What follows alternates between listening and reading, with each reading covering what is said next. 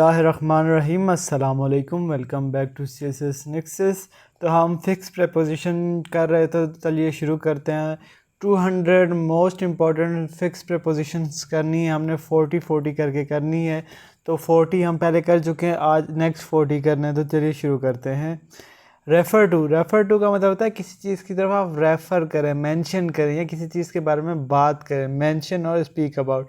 He refer to the previous chapter, मतलब कि उसने पिछले चैप्टर को मेंशन किया, पिछले चैप्टर की तरफ इशारा किया। रिलाई ऑन का मतलब होता है किसी चीज़ पे डिपेंड करना। Can I rely on you, क्या मैं तुम पर डिपेंड कर सकता हूँ, खाने के मामले में, पीने के मामले में, या किसी काम की वजह से हम किसी पे रिलाई कर सकते हैं, ये इस सेंस में आता है। तो याद रखिएगा, रेफ़र के साथ प्रेपोजिशन टू हो तो इसका मतलब होता है मेंशन करना। रिलाई के साथ ऑन हो तो मतलब होता है डिपेंड करना। सर्च फॉर मतलब look for. She is looking for या सर्चिंग फॉर हर पासवर्ड, मतलब किसी चीज़ को ढूंढना। सर्च फॉर और लुक फॉर सिमिलर हैं, इनका मतलब होता है कि किसी चीज़ को ढूंढना। शाउट एट का मतलब है किसी के ऊपर चिल्लाना। येल टूवर्ड समवन, किसी के ऊपर ज़ोर से चिल्लाना। आप याद रखिएगा शाउट एट आता है, शाउट ऑन नहीं। The teacher shouted at the students, तो टीचर ने ना, उस्ताद ने जो है बच्चों पर चिल्लाया, शाउट किया। स्माइल एट का मतलब होता है शो हैप्पीनेस, खुशी को जाहिर करना।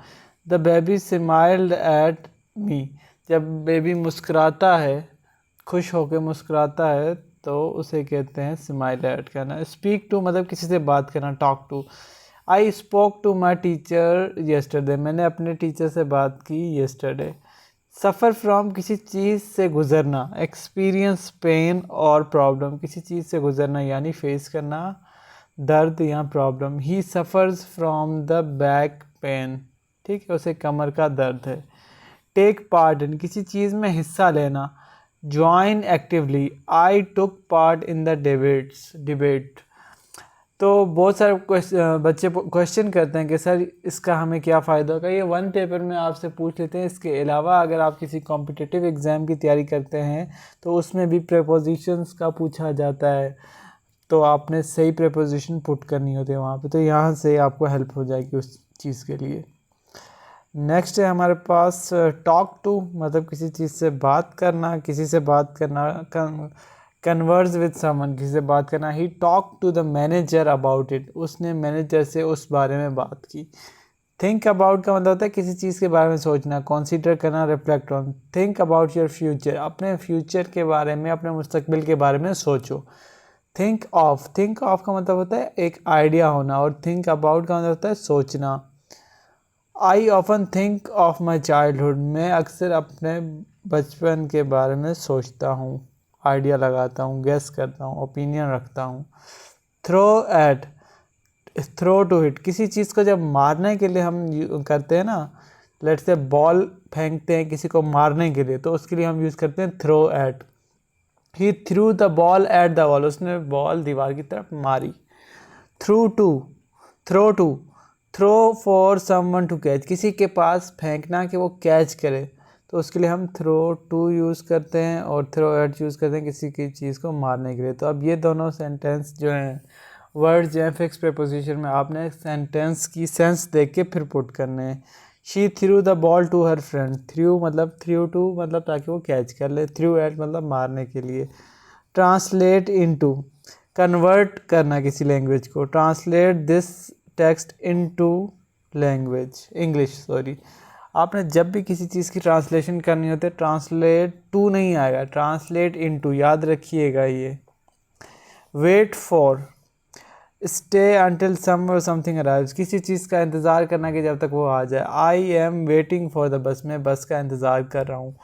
वार्न अबाउट, गिव कॉशन, मतलब कि वार्न करना, आपको किसी चीज़ के बारे में आगाह करना, पहले ही बता देना कि इस चीज़ से बच के रहना। दे warned us about the storm, उन्होंने हमें तूफ़ान से की वार्निंग पहले ही दे दी थी। Wish for, desire something, she wish for a better life, wish for मतलब किसी चीज़ की उम्मीद करना, डिज़ायर करना।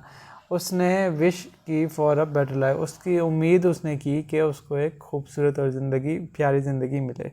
Work on, be busy with, किसी चीज़ के ऊपर काम करना। He is working on a new project, वो नए प्रोजेक्ट पे काम कर रहा है। नेक्स्ट है हमारे पास 19 सॉरी, वर्क फॉर, किसी का एम्प्लॉय होना, किसी के अंडर काम करना। She works for a software company. Worried about, परेशान होना किसी चीज़ का। Be concern, don't worry about the result, किसी भी जो है ना रिज़ल्ट के बारे में आप परेशान ना हो।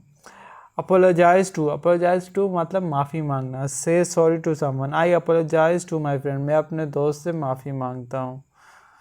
नेक्स्ट है हमारे पास ब्लेम फॉर, किसी को ब्लेम फॉर, किसी को होल्ड रिस्पॉन्सिबल करना। मतलब कि लेट से कि अगर आप कहीं से तैयारी करते हो और आप किसी सब्जेक्ट में फ़ेल हो जाते हैं तो आप ब्लेम करते हैं उस्ताद को, तो उसके लिए यूज़ होता है blame for. They blamed him for the accident, हालांकि अपनी गलती नहीं माननी, उस्ताद को कहना है कि आपने हमें ये नहीं कराया वो नहीं कराया। इंसान ने खुद भी मेहनत करनी होती है। ब्लेम फॉर मतलब किसी को किसी चीज़ के लिए रिस्पॉन्सिबल ठहराना। They blamed him for the accident, उन्होंने इस एक्सीडेंट के लिए उसको ब्लेम किया। नेक्स्ट है हमारे पास बोस्ट अबाउट, मतलब कि किसी चीज़ के बारे में प्राउडली टॉक करना कि यार मैंने फर्स्ट पोजीशन ली थी, मेरे पास गोल्ड मेडल है, ये सारी चीज़ें। बोस्ट अबाउट मतलब talk proudly. He boasted about his achievement, उसने प्राउडली बात की किसके बारे में, अपनी अचीवमेंट्स के बारे में। बारो फ्रॉम मतलब किसी से लेना। टेक समथिंग टेम्प्रेरी, किसी से कोई चीज़ टेम्प्रेरी लेना। I borrowed a pen from her, मैंने उससे पेन टेम्प्रेरी तौर पे लिए लिया। चार्ज विथ मतलब किसी के ऊपर इल्ज़ाम लगाना। Accuse officially, he was charge with theft, चोरी के लिए उसको अक्यूज़ किया गया था। Collide with, crash into, collide with का मतलब किसी चीज़ के साथ जाके टकरा देना। The car collided with a tree. Confuse with मतलब मिक्सअप करना। I confuse her name with her sisters, मतलब मैंने उसका नाम उसकी सिस्टर के लिए कन्फ्यूज़ कर लिया। मतलब कि मैं उसकी सिस्टर को उसके नाम से बुलाता रहा और उसके नाम को उसकी सिस्टर से बुलाता रहा। Consist in, be based on मतलब किसी चीज़ के ऊपर बेस करना। जैसे कि हम कहते हैं कि ये जो बिल्डिंग है ये ब्रिक्स पर कंसिस्ट करती है, ब्रिक्स से बनी है, उस तरीके से उसका मीनिंग यही है इस सेंस में। The true happiness consist in containment. Convince of make someone believe, convince करना, किसी को राज़ी कर लेना, किसी को यकीन दिला देना। He conceived me of his innocence, उसने मुझे कन्विंस कर दिया कि वो इनोसेंट था। क्रैश इनटू, हिट समथिंग, किसी चीज़ के साथ टकरा देना। अब ये क्रैश इनटू है और कोलाइड विथ है, याद रखिएगा दोनों का मतलब एक ही है, बट जो है ना दोनों के साथ प्रेपोजिशंस डिफरेंट यूज़ होंगे। Hit something, the bike crash into the fence. Cure of मतलब किसी चीज़ को हील करना, मतलब कि किसी चीज़ को ठीक करना। The medicine cured him of the disease, medicine ने उसको बीमारी से शिफा दी, क्योर कर दिया, ठीक कर दिया। Die of, cause of death मतलब कि किस वजह से वो फॉल्स हुआ। ही डाइड ऑफ कैंसर, याद रखिएगा डाई ऑफ होता है, डाइड ऑफ, ही डाइड ऑफ कैंसर। नेक्स्ट है हमारे पास die from, die from result of external cause, जब कोई एक्सटर्नल काज हो ना, ही डाइड फ्रॉम एन एक्सीडेंट, और जब कोई इंटरनल किसी बीमारी से मरेगा तो डाई ऑफ आएगा। लेकिन जब किसी एक्सीडेंट या इंसिडेंट जिससे फिज़िकली हार्म हो आपको, तब आपने यूज़ करना die from, he die from accident.